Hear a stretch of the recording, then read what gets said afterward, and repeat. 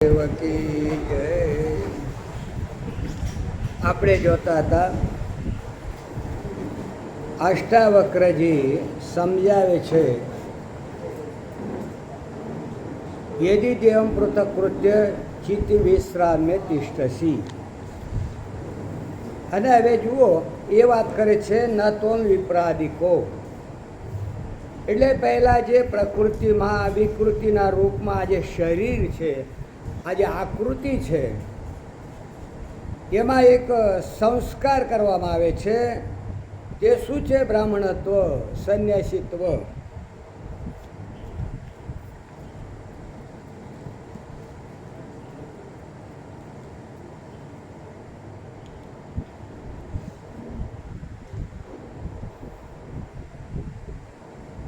બંને સંસ્કૃતિ છે. તો પ્રકૃતિમાં વિકૃતિ, વિકૃતિમાં આકૃતિ અને આકૃતિમાં ફરી સંસ્કૃતિ આ કરવામાં આવે તો તમે બ્રાહ્મણ છો. તો મહારાજ, આપણે જે મનુષ્ય છે,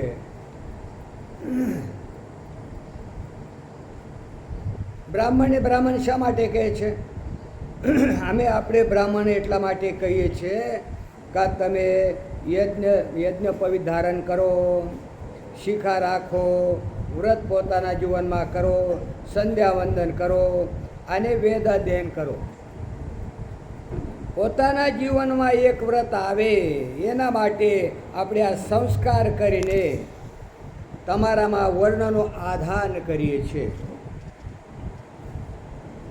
હવે એ જે તમારા અંદર બ્રાહ્મણત્વનો આહ્વાન કર્યો છે, એ આહ્વાન જ્યારે તમે સંન્યાસ ગ્રહણ કરો ત્યારે એનું વિસર્જન કરવામાં આવે છે. જેનો આધ્યારોપ થાય છે એનો આપવાદ થઈ જાય છે, જેનો આહ્વાન થાય છે એનું વિસર્જન થઈ જાય છે. અત્યારે જુઓ ને, ગણપતિનો આહ્વાન થયો છે, એ થોડા દિવસોમાં વિસર્જન થશે.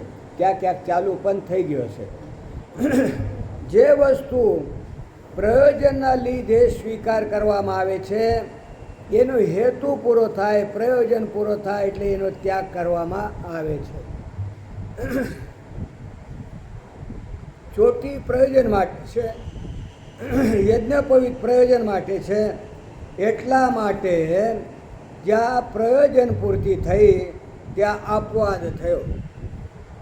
નાવનો સ્વીકાર કર્યો, નદી પાર થઈ ગયા અને નાવનો છોડી દીધો. ઉપાય છે ને ઉપાય, ઉપાદાય આપી હેયાસ્તે ઉપાદાય પ્રકૃતિ. ઉપયોગ કરીને જેના છોડવામાં આવે ને એને ઉપાય કહેવામાં આવે છે. રસ્તામાં ચાલુ હોય તો બૂટ પહેરી લે અને રસ્તા પાર થઈ ગયા, રસ્તો ક્રોસ કરીને ઘરમાં પહોંચી ગયા તો રસોઈ ઘરમાં ચાલે ગયા તો બૂટ કાઢવા પડે. ભોજન ગ્રહમાં આત્મા પૂજા છે, પૂજા ઘરમાં ઈશ્વર પૂજા છે. આત્મ પૂજામાં પણ જૂતાનો પ્રવેશ નથી, બૂટનો પ્રવેશ નથી, અને ઈશ્વર પૂજનમાં પણ પ્રવેશ નથી. તો આજે જૂતા રૂપિયા જે મળદો છે એની છોડી શકાતો નથી. હાડી, માંસ, ચામ, રૂપ મળદાને છોડીને પરમેશ્વરના પાસે કેવી રીતે જશો?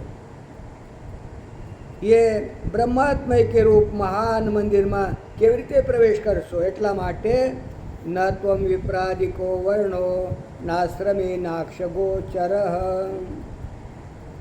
જો તમારા ઘરમાં જે કાંઈ પણ હોય છે એના સાથે અમારો કોઈ મતલબ નથી અને ખબર પણ નથી, પણ કોઈના ઉપર ઘટે તો એ પોતાના ઉપર ન લેવું જોઈએ. એક વિવેક અમે તમારા મનમાં જાગૃત કરવા માગીએ છીએ. તમને સ્વયં દિશામાં વિચાર કરવામાં સામર્થ્ય આવે અને કોઈનો તો પ્રેમ પોતાના બાળકથી વધારે હોય, બાળક કરતાં કૂતરા સાથે વધારે હોય. જુઓ છે, અને રડતો બાળક છે ને એમાં નહીં લે, પણ કૂતરાને લઈ જશે ગાડીમાં. અને આ સ્વામી તો વધારે એમાં કહે છે કે ભાઈ પોતાની જીભ એના મોઢામાં આપે ને એની જીભ પોતાના મોઢામાં લે, એવા આ લોકો હોય છે. એટલે એ સંસારી લોકો છે ના પોતાના વિવેકથી સમજે ત્યારે એને ખબર પડે, બીજાના વિવેકથી કામ ચાલતું નથી. ન ત્વમ વિપ્રાદિકો વર્ણો નાશ્રમી. વર્ણાની આશ્રમ એ જુઓ, જે પ્રકૃતિનો વિકારરૂપ દેહ છે એ દેહમાં બ્રાહ્મણત્વ આરોપિત છે. પોતાના સંસ્કારને ઠીક કરવા માટે અને ભાવને ઠીક કરવા માટે, આ વેદપાઠ કરવા માટે, ગાયત્રીની ઉપાસના કરવા માટે, શુદ્ધ બ્રહ્મચારી થવા માટે એક સાધન છે. હવે જ્યાં તમને એક દેહથી ઉપર ઉઠીને સત્ય એક હોય છે, એ જ્ઞાન જ્યારે થાય છે, આત્માથી એક થાય છે, ત્યાં આ બ્રાહ્મણત્વને દેહમાં રહેવા દો. આ દેહ બ્રાહ્મણ છે તે એનો તમારા સાથે સંબંધ નથી, એને એક મનુષ્યાકાર શરીરમાં રહેવા દો. આત્મા બ્રાહ્મણ નથી, આત્મામાં કોઈ જાતિ નથી, વર્ણ નથી, સંબંધ નથી, રૂઢિ નથી, આ એકય આત્મામાં નથી. નાશ્રમી એ આશ્રમી પણ આરોપી છે. આશ્રમ છે ને, આશ્રમનો અર્થ છે આ સમાનતા શ્રમ ઇતિ આશ્રમ. શ્રમનો વિભાજન થઈ જાય. હવે સમજો ભણવાથી લઈને મોક્ષ સુધીને એકી સાથે થાય, એટલે આશ્રમમાં શું, બ્રહ્મચાર્ય આશ્રમમાં અભ્યાસ કરવાનો, ગ્રસ્થ આશ્રમમાં પછી ગ્રસ્થ જીવન જીવવાનું, વાનપ્રસ્થમાં તપસ્યા કરવાની, અને સંન્યાસી થઈને આત્મચિંતન કરવાનું. આ એકી સાથે થાય ના, એ શ્રમનો વિભાજન કરી દીધો. આમાં આટલો, આમાં આટલો, આમાં આટલો. અને આશ્રમ છે ને, આશ્રમ એ ચેન્જ ઓવર વર્ક છે. એક આવે ત્યાં બીજો આગળ ખસે, એ આવે તો એનાથી આગળ ખસે, ત્રીજો તો આગળ ખસે, અને છેવટે દીકરો સંન્યાસ લે તો બાપુ હોય નહીં. એ ચેન્જ ઓવર વર્ક છે. બાપુજી કહેતા, એક વખત ગયા હતા જમશેદપુર, આપણા ઈશ્વરભાઈ શાહ હતા, ત્યાં ટાટામાં નોકરી કરતા. એ જોવા લઈ ગયા બાપુજીને કારખાનો. તો આ દરવાજાથી ગયા ને તો ચેન ઉપર ગાડી હોય, આના આ સુધી આટલો ફિટ કરે, આનાથી આગળ બીજો ફિટ કરે, એનાથી આગળ આવે. દરવાજા બહાર ગાડી પડે ને ત્યારે 1 મહિનો થયો અહીં, અને ત્યાં દરવાજા લાગે કે એક મિનિટમાં એક ગાડી બહાર પડે છે. પણ એકનો જો કામ ખોટકાઈ જાય તો આગળ ન જાય. એટલે આ પણ ચેન્જ ઓવર વર્ક છે. બાપો જ્યારે ગ્રસ્થ આશ્રમમાં હોય, આ દીકરો શું બ્રહ્મચાશ્રમમાં હોય, બ્રહ્મચાર્યમાં, અને દીકરો જ્યારે ગ્રસ્થ આશ્રમમાં આવે ત્યારે શું થાય કે બાપો વાનપ્રસ્થમાં ગયો હોય, બાપો વાનપ્રસ્થમાં આવે તો દીકરો સંન્યાસમાં ગયો હોય, એટલે એકબીજા ભેગા થાય ને ખટખટ થાય નહીં. અને આશ્રમ પણ આરોપિત છે. કારણ કે જ્યાં અવધૂતનું વર્ણન આવે છે ને, 40 વર્ષ પહેલાં જીવન મુક્તિ વિવેક જોયો તો એમાં નારદીય પરિવ્રાજક ઉપનિષદની એક શ્રુતિ ઉદ્ધૃત કરેલી છે. અવધૂતને કેવો રહેવું જોઈએ? તો કે યથા જાત રૂપ ધરા, જેવી રીતે માના ઉદરમાંથી ઉત્પન્ન થયા ના, જન્મ્યાના એવી રીતે બસ.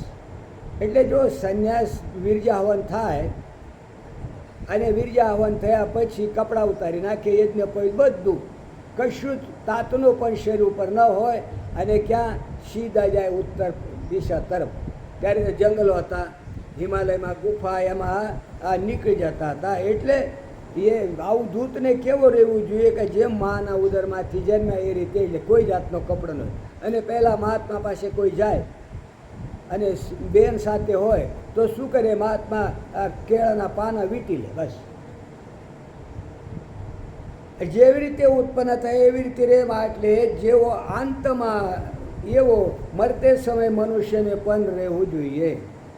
જેવી રીતે સરળ ચિત્ત બાળક હોય છે, એને કપડાં પહેરાવો કે ન પહેરાવો, ગમે તેવા પહેરાવો, એને કાંઈ ફરક પડતો નથી. એ તો માં જાણે, બાળક કંઈ જાણતો જ નથી કેવા કપડાં પહેરાવા. અને દૂધ પીવું જોઈએ કે કડવી દવા પીવી એ તો માં જાણે ને. યથા જાત રૂપ ધરા, નિષ્કપટ સરળ, કોઈ આડંબર વગર દિગંબર છે. એ મનુષ્યની અંતિમ અવસ્થા છે. વચ્ચે સારો સારો આધ્યારોપ છે, વચ્ચે જે બધો છે ને એ બધો આધ્યારોપ જ છે. આધ્યારોપ સિવાય બીજું કંઈ નથી. અને એનો આપવાત થઈ જાય છે. આ વાસ્તવિક આપણો અસલી સ્વરૂપ એ છે કે જેવી રીતે માના પેટમાંથી જન્મ્યા હતા આ બિલકુલ એ રીતે રેણીકરણી હોય છે અવધૂતની. જો ને છેવટે કપડાં એ રહેવા દે, સોનાના દાગીના કાંઈ નહીં બધા ઉતારી લે. એક ભાઈ કહે કે હું સ્વર્ગે જઈશ તા તો બધા ઘરેના પહેરીને જઈશ, એટલે બધા ઘરેના પહેરે લીધા. હવે પહેરી લીધા, સ્મશાનમાં જાય તો સગા ઉતારી લે કે ના લે, અને ન ઉતારે તો આગની ઉતારે ને. એ ઉપર તો નહીં જાય, એ આગનીમાં પડ્યા હોય. બીજા દિવસે રાગ પેલો એ કરવા જાઓ તો એમાં મળે, પણ સાથે તો જાય નહીં. એટલે બિલકુલ એકલા ખાલી હાથે જવું પડે છે.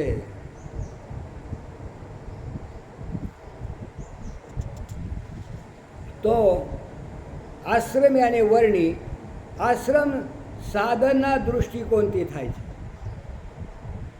ગુરુ સેવાની પ્રધાનતા એ બ્રહ્મચારી આશ્રમમાં છે. હવે તો એવી કઠિનતાથી કોઈ રહે નહીં ગુરુ પાસે. ગુરુ પરીક્ષા કરે, ભોજન ના આપે. તમે કદાચ ખ્યાલ હોય, મને ઋષિનો નામ ખબર નથી રહી, એમને છે ને કયો કે ભોજન નહીં કરવાનું. ભોજન ન કરે એટલે શું થયું કે પેલા વાછરડા ધાવતા હોય ને ગાયને, એના મોડે જે ફેન આવે ને એ ફેન ચાટે તો એમને એમ જરાય પાતળા ન થાય. ગુરુજીને થયું કે આ શું કરે છે, પૂછે બેટા શું કરે છે. ગુરુજી આ વાછરડા ધાવતા હોય ને એને જે ફેન હોય ને મોડે એ લે તો એ બંધ કરાવે. આ ભૂખાઈ સગી થાય, કેટલા દિવસ ચાલે. અને પછી તો આ આકડાનું દૂધ પીધો, આકડાને તો આંખો તો જાય ને ગરબીથી. અને ગુરુજીને ચિંતા થઈ. આ એવી કઠિન તપસ્યા આપણે કરવા તૈયાર ખરા? એટલે ગુરુની સેવા છે બ્રહ્મચારી આશ્રમમાં. માતા પિતા પત્ની પુત્ર આદિની સેવાના અભિપ્રાયથી ગ્રસ્ત આશ્રમ છે. અને અસંગતાના અભિપ્રાયથી વાનપ્રસ્થ આશ્રમ છે. પત્ની સાથે છે પણ વ્યવહાર નથી. ધર્મના માટે બ્રહ્મચર્ય, ઉપાસના માટે ગ્રહસ્થાશ્રમ અને યોગ માટે વાનપ્રસ્થાશ્રમ છે. વાનપ્રસ્થમાં પત્ની સાથે હોય પરંતુ આ ભોગનો સંબંધ નથી.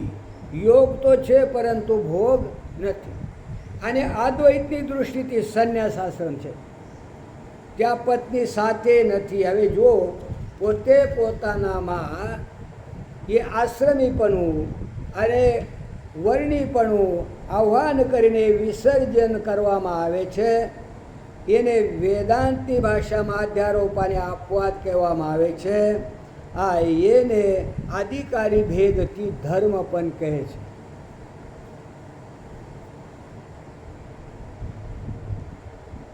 આપણે એ વર્ણાશ્રમી કેમ નથી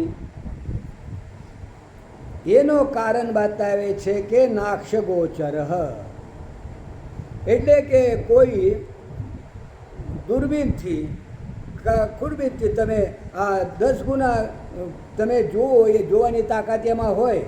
10 કરોડ ગુના ઓછો કરીને સૂક્ષ્મને જોવાની શક્તિ હોય, પણ એ આંખ જ ન હોય તો મશીન કાંઈ કરે? મશીન બેકાર. ઈશ્વરની બનાવેલી મશીન જો તમારા પાસે ન હોય તો કઈ મશીન કામ આવશે?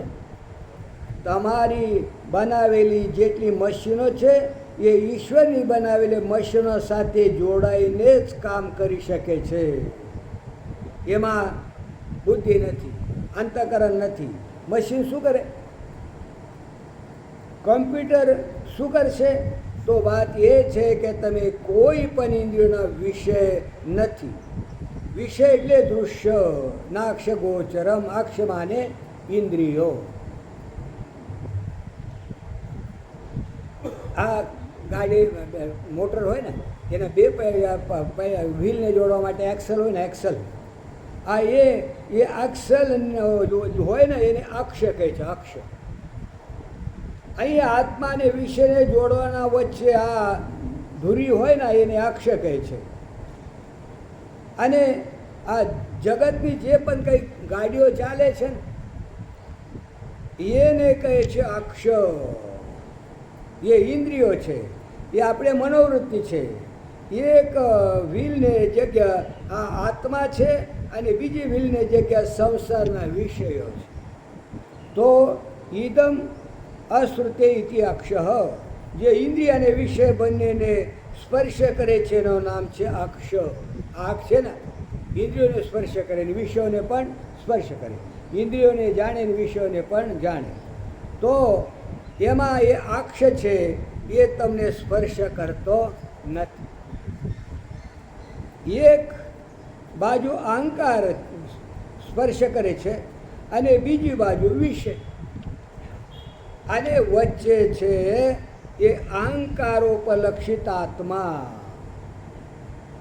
વસ્તુનો સ્પર્શ નથી, એ વસ્તુને સ્પર્શ કરતો નથી, વિષયોને સ્પર્શ કરતો નથી. એટલા માટે ત્રણ વાત તમારા ધ્યાનમાં આવી જોઈએ. પહેલાં તો વર્ણ અને આશ્રમનો ભેદ તમારામાં નથી.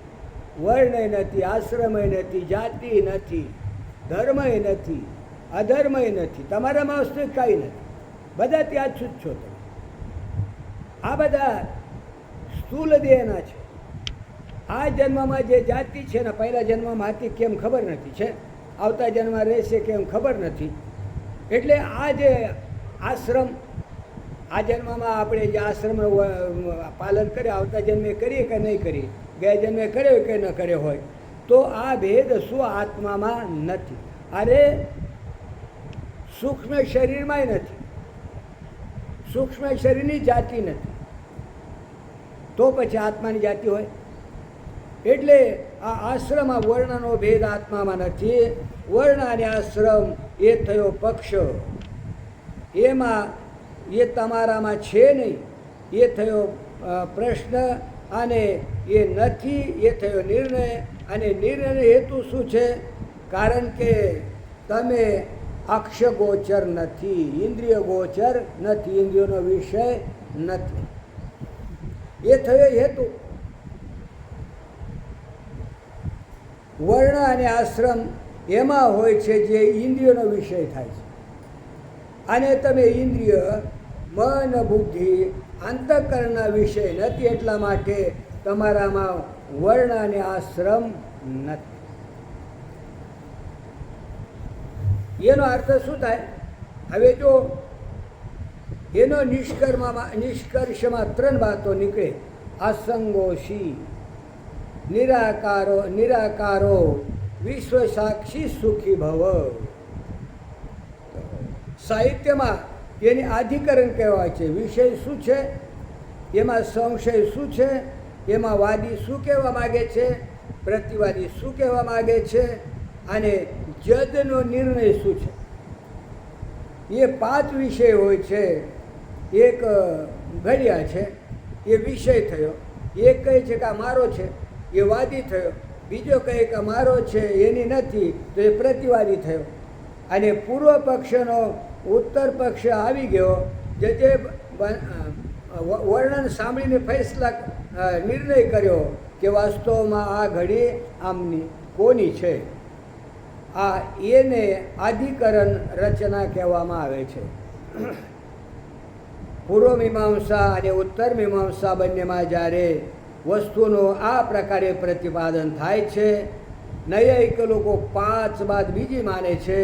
એક તો પ્રતિજ્ઞા, ઉદાહરણ, નિગમન અને વિભાગ અને પક્ષ, સાધ્ય અને હેતુ અને ઉદાહરણ, આ એ 5 માને છે. હવે તમને ફલિતાર્થ સંભળાવે છે. તો કે ફલિતાર્થ શું નીકળે છે આ બધામાંથી? અસંગોશી, અસંગ છો, તમને કોઈનો પણ સંગ થતો નથી. આજ સુધી કોઈનો સંગ થયો નથી. કારણ કે તમે ઇન્દ્રિયોના વિષય નથી. એક ફલિતાર્થ એ નીકળે છે કે તમે નિરાકાર છો, તમારો કોઈ આકાર નથી. અને ઇન્દ્રિયોનો વિષય નથી, એમાં આકાર ક્યાંથી આવશે? અને આકાર તો ઇન્દ્રિયોથી દેખાશે. એટલે કે તમે એવી સત્તા છો, એવા તમે સત છો, તમે એવા છો કે જેમાં કોઈ આકાર જ નથી. એ નહીં કે તમે એવા ચેતન છો, બધાના સાક્ષી છો. કેવા? વિશ્વ સાક્ષી. જ્યાં સુધી તમને એ ખબર પડે કે તમે મનના સાક્ષી છો, પોતાની ઇન્દ્રિયના સાક્ષી છો, પોતાના દેહના સાક્ષી છો, ત્યાં સુધી તમે તમને સાક્ષીપણાનો વિવેક થયો નથી. તમે સ્વપ્નના સાક્ષી છો, તમે નિદ્રાના સાક્ષી છો, અને તમે જાગ્રતના પણ સાક્ષી છો. જાગ્રતમાં જાગ્રતનો સાક્ષી, સ્વપ્નમાં સ્વપ્નનો સાક્ષી, અને સુષુપ્તિમાં સુષુપ્તિનો સાક્ષી. એટલે જે સાક્ષ્ય છે એ સાક્ષ્ય નથી. સાક્ષી છે ને ત્યાં સાક્ષ્ય નથી. કારણ કે ભ્રાંતિથી દેખાય ને, ભ્રાંતિથી દેખાય એ વસ્તુ હોતી નથી. એટલે સાક્ષી અવિદ્યાવૃત્તિથી જોતો હોય, અને એટલા માટે ત્યાં સાક્ષ્ય વસ્તુ નથી, કોઈ વિષય નથી. તો તમે એવા સત છો જેમાં આકૃતિ વગર પ્રતીતિ થાય છે, અને તેમાં એવા સાક્ષી છો કે તમે જેમાં આ વિશ્વાકાર વૃત્તિ, ઈશ્વરાકાર વૃત્તિ, બ્રહ્માકાર વૃત્તિ, જગદાકાર વૃત્તિ એ બધી જેમના તેમ ખોટી દેખાય છે.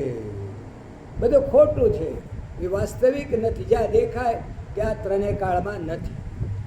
કારણ કે જ્યાં દેખાય ના ત્યાં આપણે તપાસ કરતા નથી. છેક અને તપાસ કરો તો ખબર પડે કે ત્રણેય કાળમાં નથી. તો તમે વિશ્વ સાક્ષી છો અને અસંગોષી, અર્થાત તમે એ આનંદ છો કે જેને બહારથી કોઈ આનંદની જરૂર પડતી નથી. જો આસક્તિ વિચિત્ર વિચિત્ર હોય છે, એક નકામાપણાની આસક્તિ હોય, કાંઈ ન કરવાની. પોતાના આસક્તિ ઉપર ધ્યાન આપો કે નહીં. અમે જોયું છે કે જવાનને પણ નકામા રહેવામાં આસક્તિ હોય છે. બોલે કે ભાઈ એ કોઈ શાસ્ત્રીય આસક્તિ છે કે અશાસ્ત્રીય? તો તમને ગીતામાં બતાવી દે છે, એનું નામ છે આસક્તિ. માતે સંગોત્વ કર્મણી અકર્મણી તે સંગ ન અસ્તુ. અકર્મમાં તારો સંગ ન થાય, આસક્તિ ન થાય. અકર્માશક્તિ એટલે કે બેસી રહ્યો બસ, પગ ફેલાવીને ઊંઘી જવું, આ જુગાર રમવી, એ શું છે? એમાંથી જુગારમાંથી પૈસા પ્રાપ્ત થાય. અચાનક ઈશ્વર આપણા ઘર આવીને પૈસાની વરસાદ કરી જાય, એ નિકામાપનમાં આસક્તિ છે. કાંઈ ન કરવું અને બધું આવે, અને આવે એ બધું જોઈએ, બરાબર? કાંઈ ન કરવું અને ભગવાન ભરી દે. હવે જો એક કર્મમાં આસક્તિ હોય છે, તો કર્મમાં બે પ્રકારની આસક્તિ હોય છે. એક તો કામને પૂરા કરીને છોડીશું, અને બીજો કામ કોઈ પણ હોય અમે તો કરીને જ રહીશું, શાંતિથી નહીં બેસીએ. એક ભોગાસક્તિ હોય છે, એ પણ બે પ્રકારની હોય. અમે આ વિષયનો ભોગ કરીશું, અમે આ પુરુષાર્થ સ્ત્રીનો ભોગ કરીશું. અને એક ઇન્દ્રિયાશક્તિ હોય છે. એ શું છે? કહે છે કે કોઈ પણ પુરુષ હોય, કોઈ પણ સ્ત્રી હોય, અમને તો ભોગ જોઈએ છે. બંનેમાં ફરક શું છે? તમારા ધ્યાનમાં આવ્યો હશે ઇન્દ્રિયાસક્ત છે એ પામર છે, ગમે એ રીતે ભોગ મળવા જોઈએ, ધર્મ સાથેની કંઈ નિષ્પત નથી, તો એ છે પામર. અને જે નિયત વિષયાસક્ત છે એ વિષય છે, ધર્મ અનુસાર જ વિષય જોઈએ, તે છે વિષય. પામર તો પશુ જેવો છે, અમને તો ફક્ત ભોગ જોઈએ, ભલે ગમે એનાથી મળે, અમને તો દહીંવડો ખાવાનો છે, ચોરીનો હોય કાં ઘરમાં બનેલો હોય કાં ખરીદેલો હોય. આ તો આ કોઈને ખાઈને ફેંકી દીધેલો હોય, એક એક નહીં દહીંવડા તો ખાઓ, સારું છે, સારો લાગે છે, પણ ઘરમાં પવિત્રતાથી બનેલો હોવો જોઈએ, ત્યારે જ ખાશું. તો બંને દહીંવડા તો ખાય છે, પણ પહેલો પામર છે અને બીજો છે વિષય. વિષય છે ને હકનો માગે, હકનો લે, બીજા આના હકનો ન લે. અને ત્રીજો કહે છે બાબા, વડા ઘરમાં બને હોય તોય શું, જ્યાં સુધી ભગવાનને ભોગ નહીં લાગે ત્યાં સુધી વડા નહીં ખાઈશું, ત્યાં સુધી. અને ત્યાં પ્રસાદ ઉપર દૃષ્ટિ ગઈ.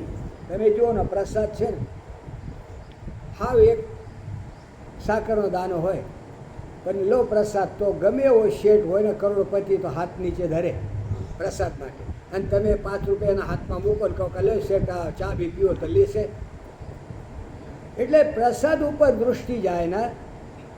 પ્રસાદ એટલે પ્રસન્નતા, અંતઃકરણની પ્રસન્નતા છે ને, એ સાચો પ્રસાદ છે. અને ભગવાન આપણા ઉપર પ્રસન્ન થયો કે ન થયો ખબર કેમ પડે? ભગવાન પાસે અંતઃકરણ તો નથી. તો એ જ્યારે પણ પ્રસન્નતા બતાવે ને, તમારા અંતઃકરણમાં જ પ્રસન્નતા આવશે. તમારો જે અંતઃકરણ પ્રસન્ન છે તો ઈશ્વર તમારા ઉપર પ્રસન્ન છે. અત્યારે તો શું છે, સાધનાના નામે હિપ્નોટાઇઝ થાય છે. ગમે તેને સ્પર્શ કરો, ધક્કો મારો, ગમે તેને આલિંગન કરો, ગમે તેને ચૂમો, ચાટો, આ એ બધું સાધન થાય છે. અત્યારે તો નથી જોતા આપણે. સાધનનો અર્થ થાય છે કે પોતાની જીવનની સંસ્કૃતિ બનવાની દિશામાં અગ્રેસર થાય, એને કહે છે સંસ્કૃતિ. પોતાને સંસ્કારયુક્ત બનાવવું, આનંદના માટે બીજા વિષયની અપેક્ષા ન રાખવી, એનું નામ છે અસંગતા. કોઈનો સંગ થાય પછી આનંદ થાય નહીં, કોઈનો સંગ ન હોય ને આનંદ થાય. એ આપણા જીવનમાં ક્યારેક આવે છો, આપણે બહુ ધ્યાન ના આપ્યો હોય, બેઠા હોય, કોઈ પ્રસંગ નથી પ્રસન્નતાનો, અને બેઠા છો અંદરથી પ્રસન્નતા ઉભરાય છે. એનું કારણ શું છે કે પાછળના કાંઈ જે પુણ્યો છે ને, એ પુણ્યનો પરિપાકથી તમારા અંતઃકરણ પ્રસન્ન થાય છે. એમાં કોઈની જરૂર નથી હોતી, કોઈ વિષય નથી, કાંઈ નથી, કોઈ પ્રસંગ નથી, એકલો એકલો બેઠો છે.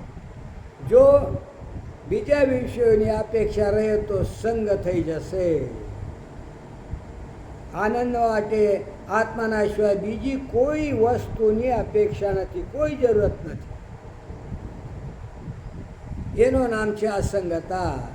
એ આનંદ રૂપમાં તમે સ્થિત થઈ ગયા, અને નિરાકાર એટલે કે સદરૂપમાં સ્થિત થવું. તમે પોતાને શરીર ન માનો, નિરાકાર થઈ ગયા તો વિશ્વ સાક્ષી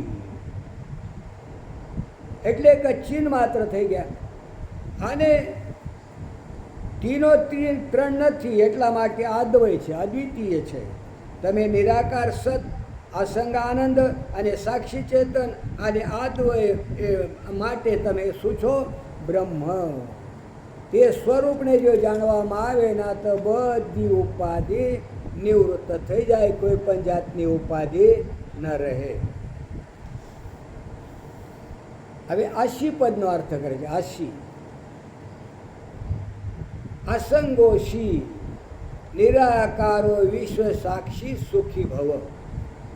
સંસ્કૃતમાં આશી શબ્દ છે ને, આશી એને આશી કહેવામાં આવે છે. એનો અર્થ છે એનો અર્થ એ નથી થતો કે એવા થઈ જાઓ, એનો અર્થ થાય છે કે એવા છો. આ બંનેમાં શું ફરક છે એના ઉપર તમારું ધ્યાન ગયો કે ન ગયો? એવા થઈ જાઓ એટલે કે અત્યાર સુધી તમે એવા નથી, એટલા તો કેવા માટે એવા થઈ જાઓ. અને થોડો ધર્મ કરશો તો થઈ જશો, થોડી ઉપાસના કરશો તો થઈ જશો, થોડો અભ્યાસ કરશો તો થઈ જશો. એ જ્ઞાન થશે ત્યારે થઈ જશો. વધારે તો વેદાંતના ચક્કરમાં જે વર્ષો સુધી ફસાયેલા છે એ એવો વિચારે છે કે જ્યારે જ્ઞાન થશે ના ત્યારે આ વેદાંત ભણીશું ત્યારે આ બધું થશે. કાશીના પંડિત વેદાંત ભણાવે છે, પ્રસ્થાનત્રય ભણાવે છે, ચિત્ત સુખી ભણાવે છે, આગ્રા ગ્રંથ ભેદ અધિકાર ભણાવે છે, આદ્વૈત સિદ્ધિ, ખંડન ખંડ ખાદ્ય.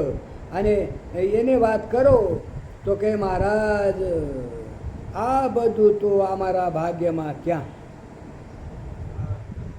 અમે તો આ તો તમારા લોકોની વસ્તુ છે, અમે તો એની રક્ષા કરીએ કે એનાથી અમને પુણ્ય પ્રાપ્ત થાય, ધર્મ થઈ જાય.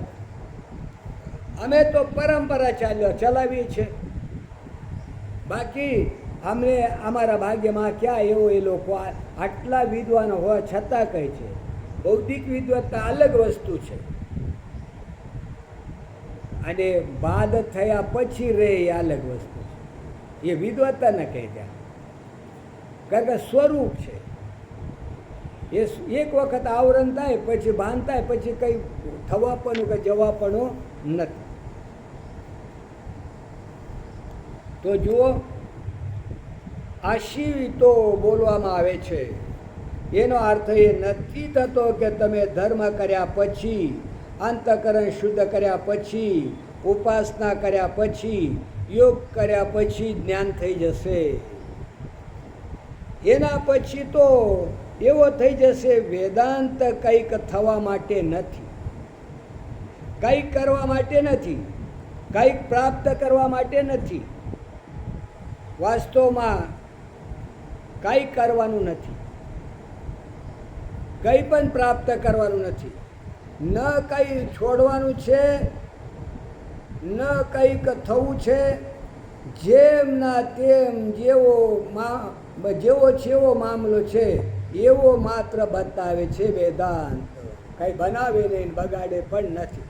બાપજી કહે છે ને, કાંઈ બનતોય નથી, કાંઈ બગડતો નથી. હાથમાં જે કંગન છે ને એને તો હવે ક્યાં સુધી પિત્તળનો સમજીશ? અરે ભાઈ, એ પિત્તળ નથી, એ તો સુવર્ણનો છે.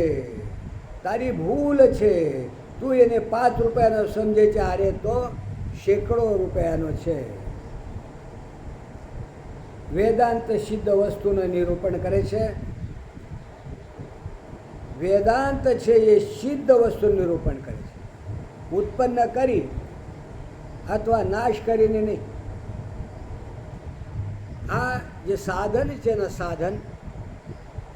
સાધનમાં ગુણાધાન, હિનાંગ પૂર્તિ અને દોષાપન એના 3 હોય છે. ગુણાધાન જે ગુણ આપણામાં નથી એ ગુણનો આધાન કરે, ગુણ પ્રાપ્ત કરે, એ ગુણ જીવનમાં લાવે. અને દોષાપન જે દોષ છે ને, દોષની નિવૃત્તિ કરે. પણ કોના? પોતાના દોષની નિવૃત્તિ. એટલા માટે એ અને હિનાંગ પૂર્તિ, જેમ પગ કપાયેલો હોય, ચાલતા ના આવડે તો શું કરે? લાકડાનો પગ લગાડે ને, એવી રીતે એ હિનાંગ પૂર્તિ જે પોતામાં ઓછું છે આ એ ધારણ કરે. એને આ સાધન છે દોષાપનયન, ગુણાધાન અને હિનાંગ પૂર્તિ. અને એ સાધ્ય વસ્તુનો નહીં.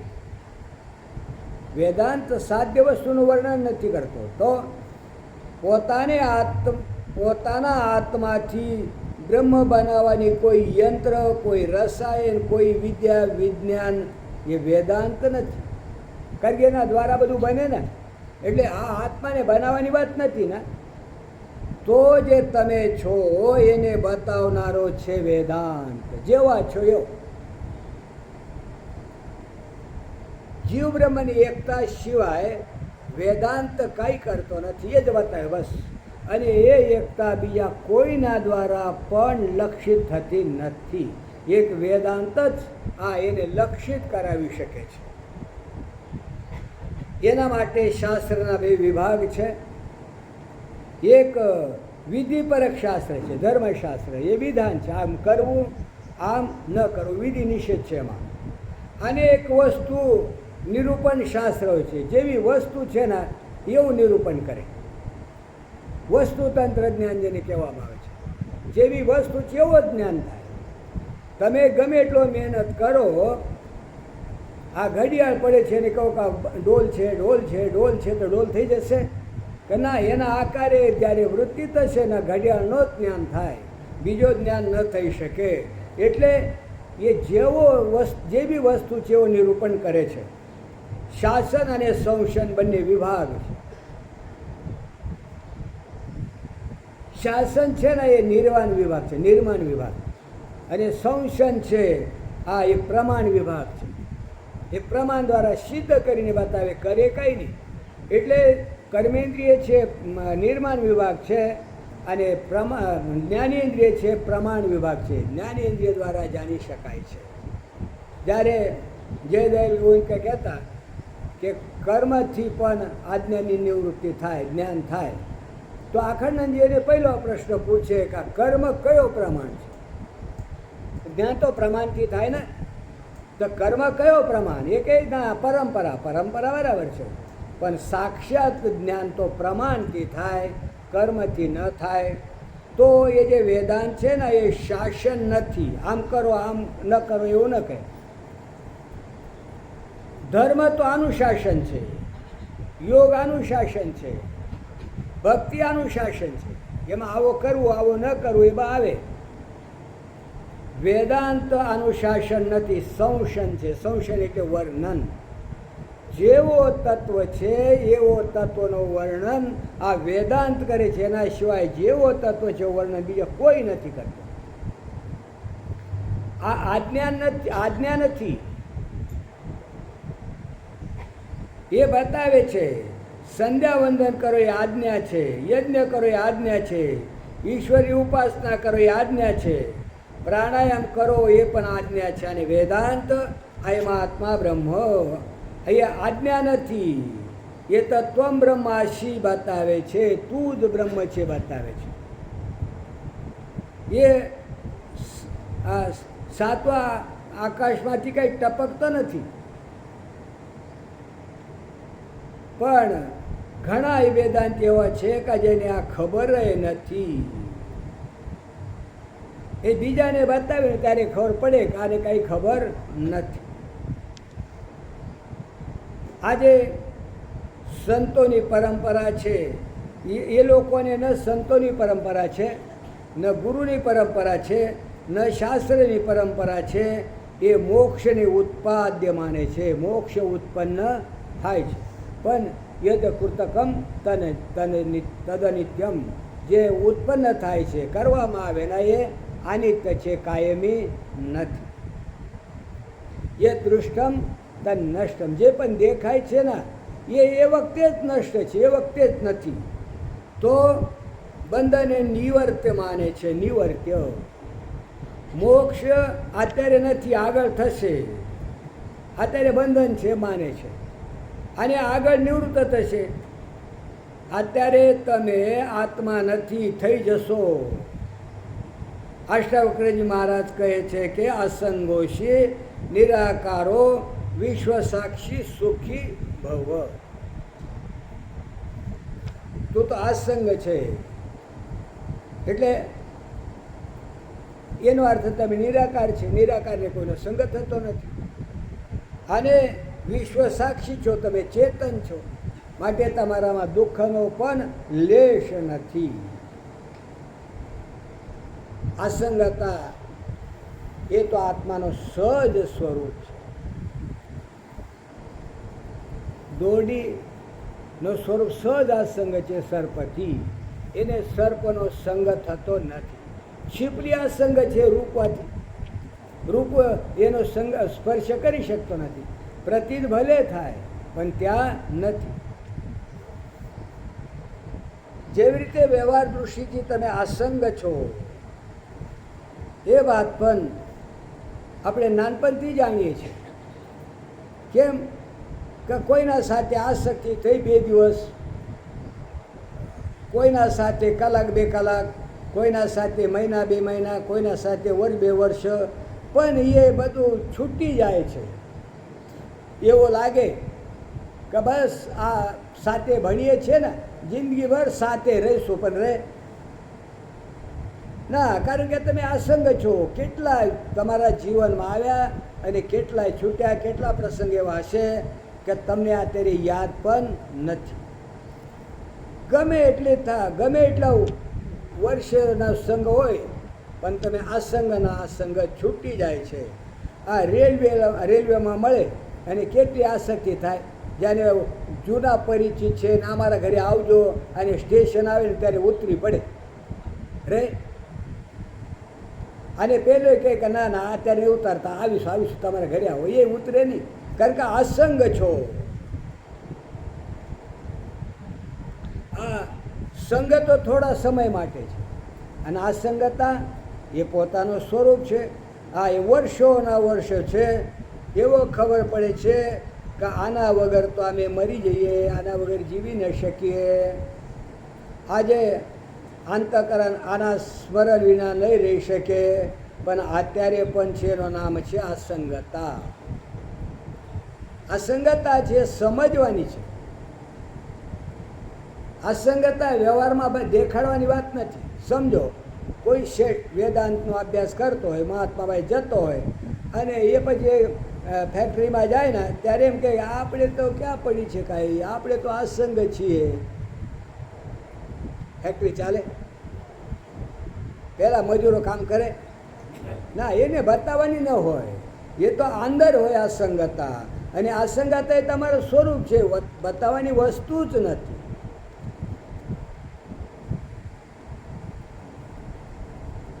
જ્યારે પહેલાં ભોજન કરો ત્યારે ખીર સારી લાગે, એના પછી દહીં વડાનો સ્વાદ સારો લાગે. આ એને કહે છે અસંગતા. ખીરનો સંગ કાયમ રહે. આજે દહીં વડા રોજ ભાવે નહીં. અસંગ છો તમે બધાથી. કોઈને સંગ થતો નથી. અરે આ શરીરનો સંગ નથી થતો તો કે આટલા વર્ષોથી છે ને સુસુપ્તિમાં ક્યાં જાઓ છો? છે સંગ? છે ખબર? સુસુપ્તિમાં કાંઈ નથી. તમે એટલા અસંગ છો. જો ને કેવી અસંગતા છે તમારી. જાગ્રતમાંથી સ્વપ્નમાં જાઓ ના ત્યારે જાગ્રતના કંઈક લઈને જાઓ. ના ના આટલો કામ આવશે ના. આ જાગ્રતમાં બધું આવીને મૂકીને સ્વપ્નમાં જતા રહો. સ્વપ્નમાં નવું ઉત્પન્ન કરે, બધો નવું ઉત્પન્ન કરે, પણ ત્યાં સ્વપ્ન જોઈએ અને સ્વપ્નમાંથી જાગે તો બધો લઈને જાય સુસુપ્તિમાં. આ તો ઊંઘી જાય તો સુસુપ્તિમાં લઈ જાય સ્વપ્નની બધી વસ્તુ. તો કાના સ્વપ્નની એકેય વસ્તુને ત્યાં મૂકીને બધું છોડીને સ્વપ્ન સુસુપ્તિમાં જાય. સુસુપ્તિમાં કાંઈ નથી તોય ચાલે ને. 6 કલાક 8 કલાક ત્યાં કાંઈ યાદ આવતી નથી. પણ જાગે ના ત્યારે કલાકે આરતી રકાબી જોઈએ. બરાબર? ખબર નથી શું છે. ઊંઘમાં 8 કલાક ચાલ્યો અને જાગ્યો એટલે પતી ગયો. ઉઠતા જ બેડ ટી જોઈએ નહીં. પથારીમાં પડ્યા પીએ પછી ઠેકાનો પડે.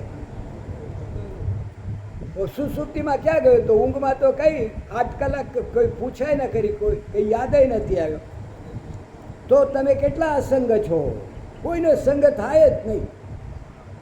પણ એ અસંગતા ઉપર આપણો ધ્યાન જાય. હું કેટલો અસંગ છું.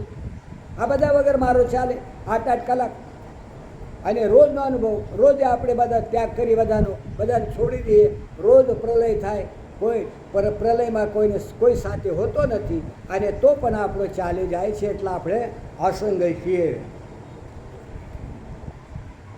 નાના હતા તો મા સાથે આસક્તિ, બાપ સાથે આસક્તિ, ભાઈ સાથે આસક્તિ, પરિવારમાં આસક્તિ, પછી લગ્ન થયો તો પત્ની સાથે આસક્તિ, અને એ બધો થાય ને મટી જાય, કાયમી રહે.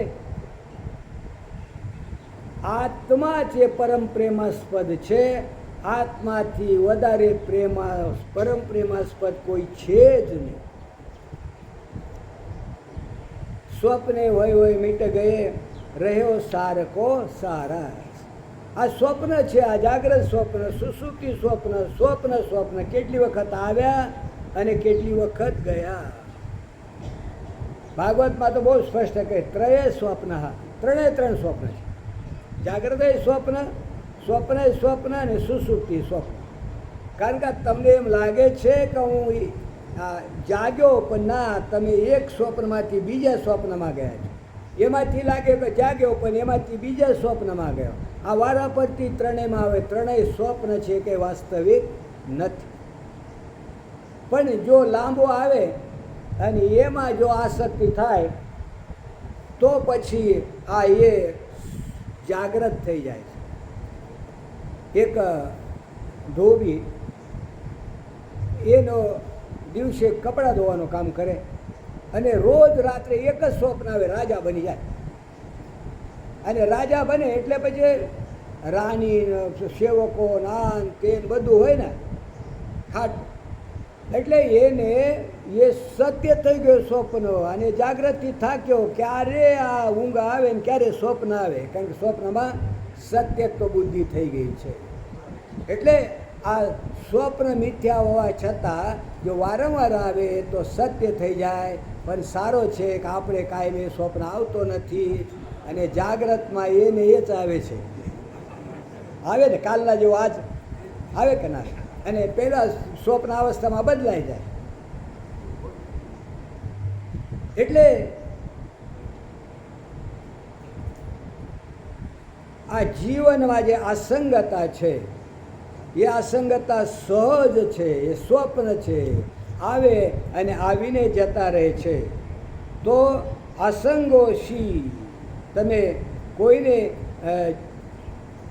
સુખ આપનારા માનો છો કે મને બીજા સુખ આપે છે, બીજાને સુખ આપનારા માનો છો, અને આ મને સુખ આપે છે, પરંતુ એ છૂટી જશે. કેમ કે અસંગોશી, તમે અસંગ છો, કોઈનો સંગ તમને શક્ય નથી. નિરાકારોશી, તમે એવા આનંદ છો જેને બીજાના સાથે ચીપકવાની જરૂર નથી, બીજા પાસેથી આનંદ પ્રાપ્ત કરવાની જરૂર નથી. તમે એવા સ્વયં પ્રકાશ ચેતન છો કે બીજાની જરૂરત નથી. તમે એવી અખંડ સત્તા છો જેમાં કોઈ આકાર બનતોય નથી ને બગડતોય નથી. તો સુખી ભવો, એટલા માટે નિર્દ્વંદ્વ થઈ જાઓ અને કોઈ પણ પ્રકારની ચિંતા કરવાની જરૂરત નથી. ઓમ પૂર્ણમદ પૂર્ણમિદમ પૂર્ણાત પૂર્ણમુદચ્યતે પૂર્ણસ્ય પૂર્ણમાદાય પૂર્ણમેવાવશિષ્યતે. ઓમ શાંતિ શાંતિ શાંતિ. ગુરુદેવ કી જય.